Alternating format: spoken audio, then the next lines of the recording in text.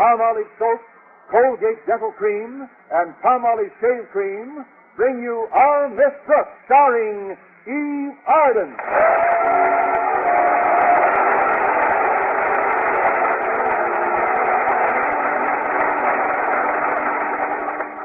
It's time once again for another comedy episode of Our Miss Brooks. Stand aside.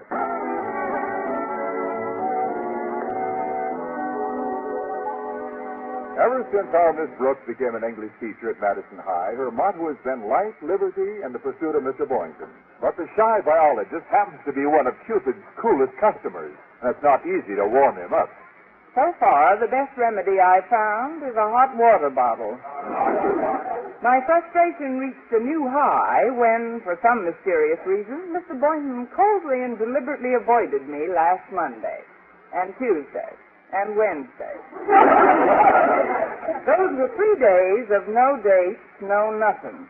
And by Thursday morning, his brush-off treatment had rendered me unbewitched, but definitely bothered and bewildered. Since I considered the matter highly personal, I decided not to discuss it with my landlady, Mrs. Davis, when I joined her at breakfast. Good morning, Connie. Would you like some oatmeal? I'm glad you brought it up. I haven't seen him in 3 days. What? I haven't the slightest idea who you're talking about, dear. Good. You say you haven't even seen Mr. Boynton in the past 3 days? I simply can't understand his behavior. I can. Mr. Boynton has a guilty conscience, Connie. I feel it's my duty to spill what I know. Spill what you know? Exactly. Connie, would it surprise you to learn that Mr. Boynton is a two-timer? Yes, it would. With me, he's never even been a one-timer. It grieves me to tell you this, dear, but last Monday I saw him gallivanting around town with another woman. Another woman? So that's it. This woman, Mrs. Davis, is she attractive? Beautiful, I thought. Oh. And about how old is she? I'd say she's about 65. 65? That's my competition? When he gets here, I'd like to be alone with him, if you don't mind. I understand. I've got to get dressed and run over to the Conklins anyway. They scheduled a family reunion party for tomorrow night, and Mrs. Conklin asked me to help with the preparations. They haven't had a family reunion in so long that she doesn't... Just a minute. That's probably Mr. Boynton. I'll leave you two alone then, so you can pump him about that old lady he's going with. There'll be no pumping, Mrs. Davis. I have no desire to delve into his personal affairs. Well, do as you wish. I'll see you later, dear. Come in. Good morning, Miss Brooks. Hello, Mr. Boynton. Please sit down. Thanks. I'll pour some coffee and we'll have a nice little chat. Anything in particular you'd like to talk about? Well, no, nothing in particular, Miss Brooks. You pick the topic. Oh, no, you're my guest. You pick the topic.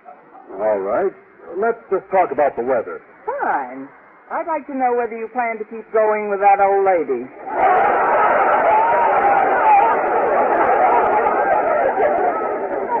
Old lady? What old lady? She's a kid about 65.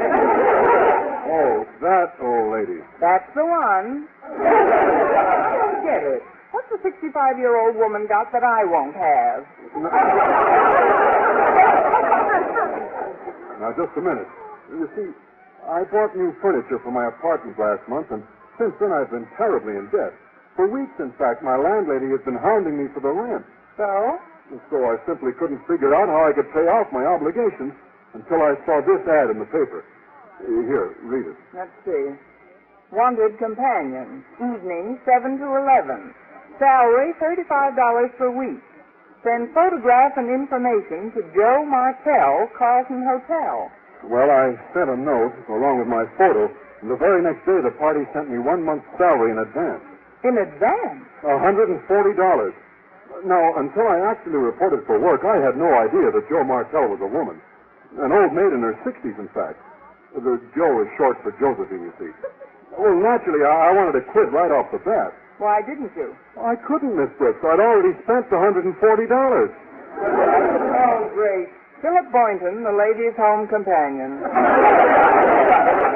only way I could get out of the job would be to return Miss Martell's money. Now, in view of my desperate predicament, I was wondering if you might let me borrow enough. Could you give me a check for $140? Certainly. Then we could take turns bouncing it to the bank. I'm as broke as you are, Mr. Boynton. Then I'm stuck. Now, please understand, my relationship with Miss Martell is purely a business one. My principal duty being to escort her to fashionable places for dinner. Of course, she pays the check. Nah. Same type deal we have.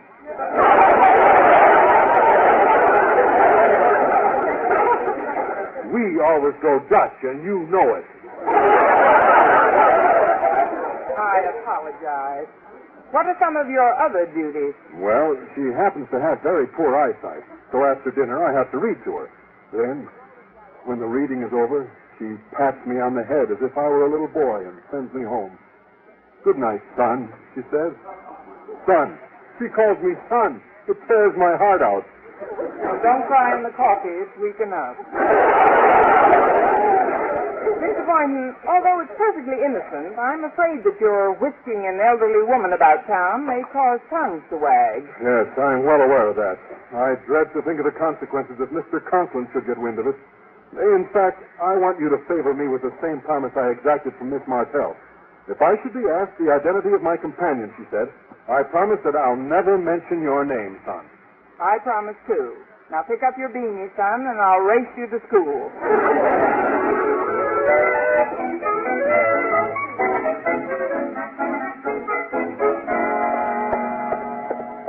Good morning, Harriet. Oh, hi, Miss Brooks. I was just going over to your classroom to look for you. Daddy said you were to march right to his office on the double. All right, Harriet. I hope my barracks bag is on straight. Bye now. Good morning, Mr. Conklin. Miss Brooks, English teacher first class, reporting, sir. At ease. Sit down, Miss Brooks. No, thank you. I'll stand, sir. Then I'll get right to the point. Some members of my wife's family and of mine have come to town for a little family reunion. Oh, yes. Mrs. Davis mentioned that to me this morning. Yes, well, most of them are splendid people, good stock, but one or two are, rather eccentric. Particularly my sister Hilda. Frankly, I'm worried about her, Miss Brooks. About Hilda? Yes, but I shouldn't really call her Hilda. She still uses her stage name, Joe Martell. Whoops. The Joe is short for Josephine, you see. What did you say, Miss Brooks? I just said whoop. That's short for I think I'll sit down after all.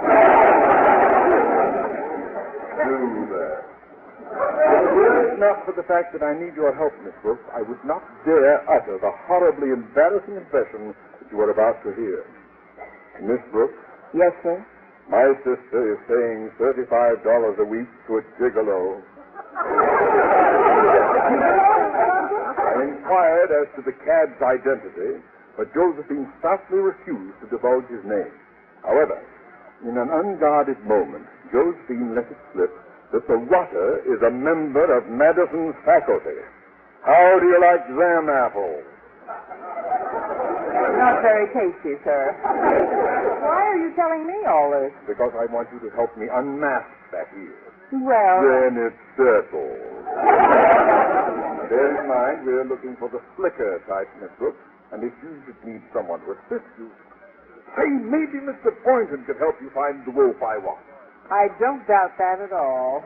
But when Mr. Boynton drove me to school this morning, I noticed he was very tired, sir. Dead tired, really. So rather than burden him with... Oh, come in, Boynton. Come in. Thank you, sir. Harriet told me I'd find you here, Miss Brooks. Here's your purse. You left it in my car. Oh, thanks, Mr. Boynton. Mr. Conklin was just telling me about his sister. She came to town for a little family reunion. Your sister, Mr. Conklin? How nice. Her name is Joe Martell.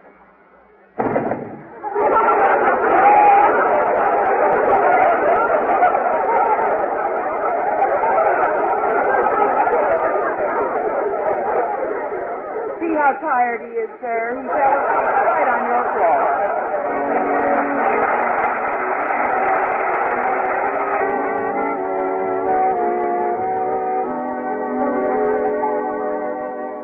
morning, Mr. Conklin made frequent visits to my classroom, and on each of those occasions he expressed keen disappointment over my not having picked up any information which might lead to the horsewhipping of Josephine Gigolo.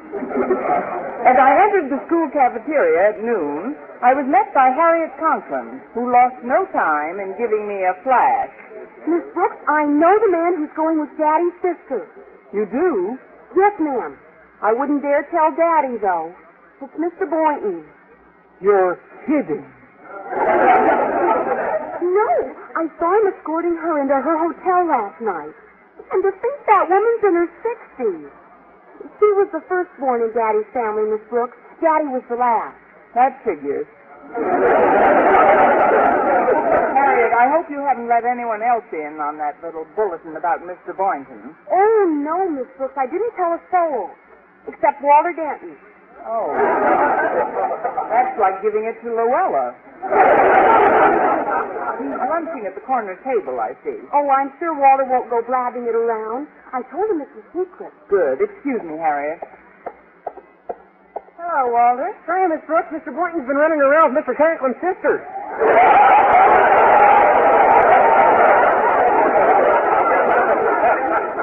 Congratulations, your Secret Service badge is in the mail. You shouldn't spread gossip like that, Walter. It could lead to Mr. Boynton's having his license revoked by the Gigolos Union. Or even being dismissed from our faculty. Oh, gosh, I wouldn't want that to happen. Actually, it's just a job, Walter. Miss Martell hired him to read books to her during the evening. Well, how do you like that? For 5 years, he goes more or less steady with you, only to wind up spending his evenings reading books to an old lady.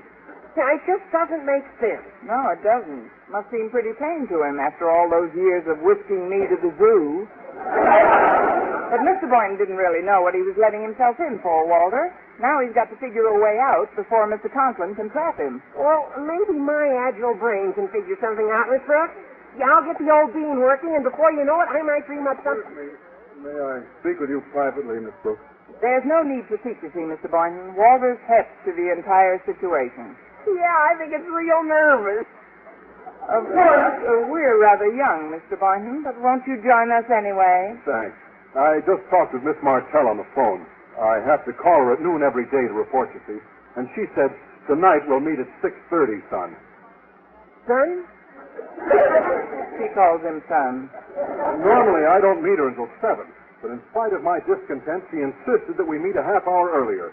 Well, at her age, every half hour counts, I guess.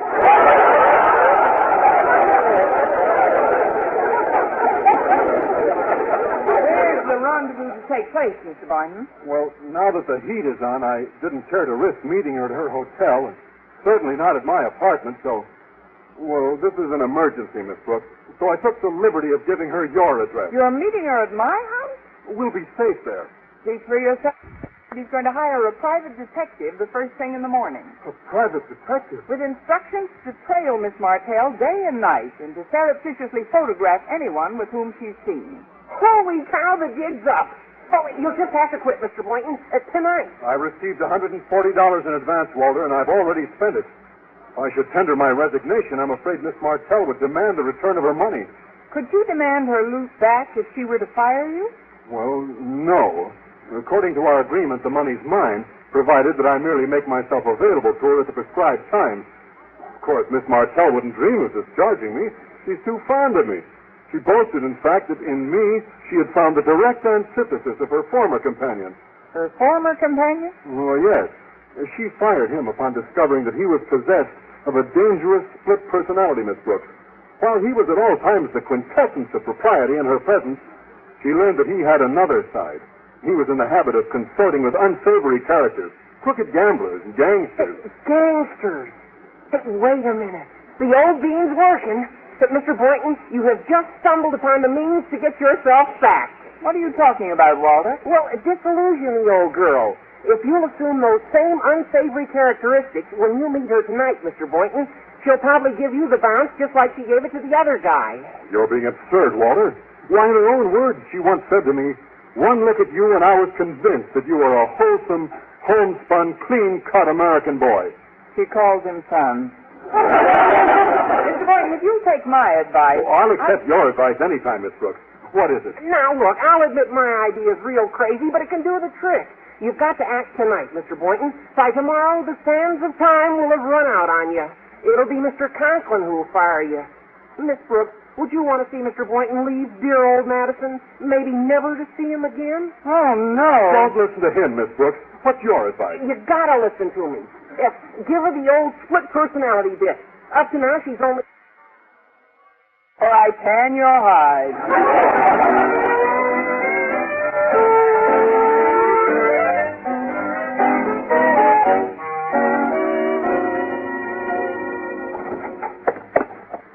Daddy, where have you been? I've been visiting with my sister Josephine, Harriet. I happened upon a startling revelation, child. A what? Thanks to a note I discovered as I was leaving Josephine's apartment, a note which she had carelessly left near her telephone, I learned the identity of the scoundrel to whom she's paying $35 a week. It's none other than Mr. Boynton. Boynton! A gigolo! I thought he was Miss Brooks' property. What did the note say, Daddy? It said, meet Mr. Boynton, 6:30 at 209 Carroll Avenue. 209 Carroll Avenue? Somehow that address strikes a familiar chord. Seems to me I wrote a Christmas card to that address on. Joe! That's Miss Brooks' house! How steady, Daddy. How do you like that? She's renting him out!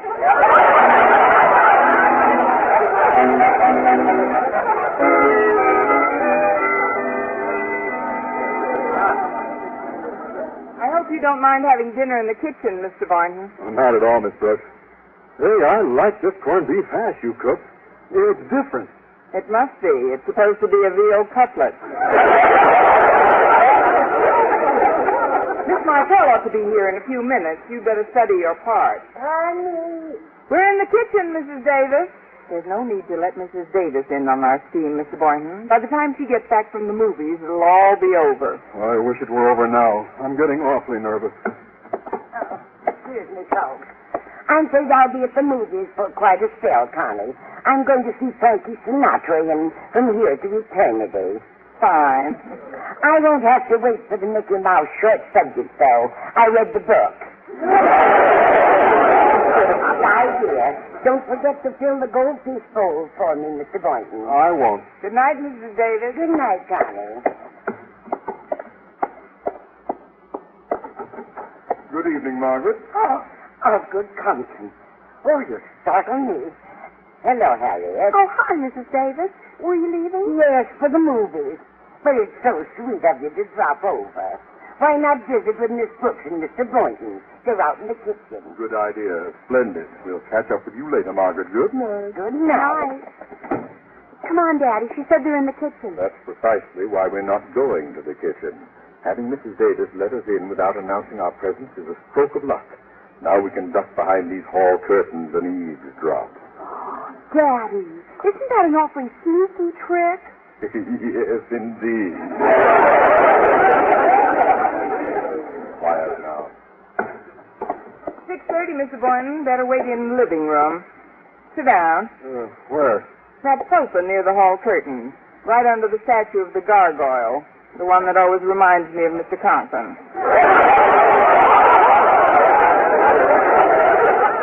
Now, wipe that pleasant expression off your face and try to look sinister, Mr. Boynton. Remember, you're playing an underworld part. I'll do my best, but I'm not sure I can go through with it. Oh, that must be Miss Martell. I'll wait in the kitchen for my cue. Good luck. Thanks. Come in. Good evening, Mr. Boynton. How are you? I said, how are you, Mr. Boynton? Something wrong, Mr. Boynton? Sit down, babe. Babe, it's me, Mr. Boynton, Miss Martell. So what? What? Now, let's get down to business, doll. Doll? I thought we ought to bat the breeze a little tonight about my salary. I need more loot. Luke? Oh, what's come over you? What happened to the sweet, clean-cut boy you used to be, son? Now, look, sister. I don't have to go into that namby-pamby act till 7 o'clock. which is when I go on duty for you according to our deal. So you got me a half hour early. So my agent insists I get a raise, and we ain't standing for no stalling from no dame nohow. Oh, your language, Mr. Boynton. There must be some kind of a joke. You told me you're a teacher. That's right. I teach kids to pick pockets. Wanna make something out of it? Oh, good heavens, you've gone mad. I wish you two wouldn't talk so loud. You're disturbing the dice game in the back room. Dice game? Who are you? He's my agent. Now, you better cough up that raise, Chubby. We wouldn't put on to put the screws on you, would we, Philip? That's right. I never put the screws on no dame since I left Shy. Shy? That's underworld talk. Oh, my goodness. I think I'm going to faint. Not here. We'll charge you extra. Now, let's get with it, Martell. You either cough up more moolah, or I'll put the clamps on him reading Shakespeare to you. How dare you? Just who do you think you are to address me in that manner? She's my wife, that's who. Wife? His Frau. The little woman. The old ball and chain. Or better half. The old battle axe. The mother of my child. He calls me Mom. Come in. Well, if it isn't our son, Walter. Only 16, but big as a horse. How are you, son?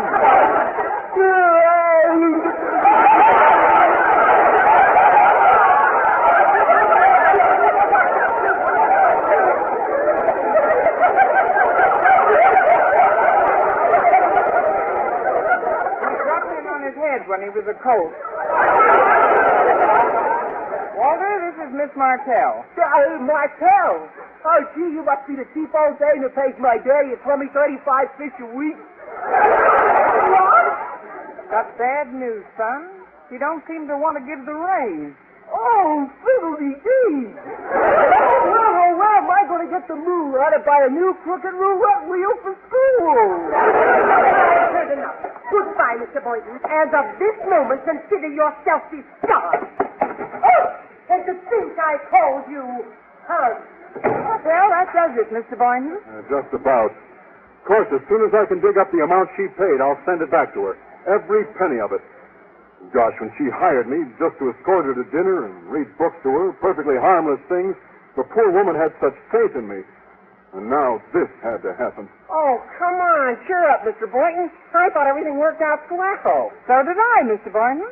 Me too, son. Mr. Conklin.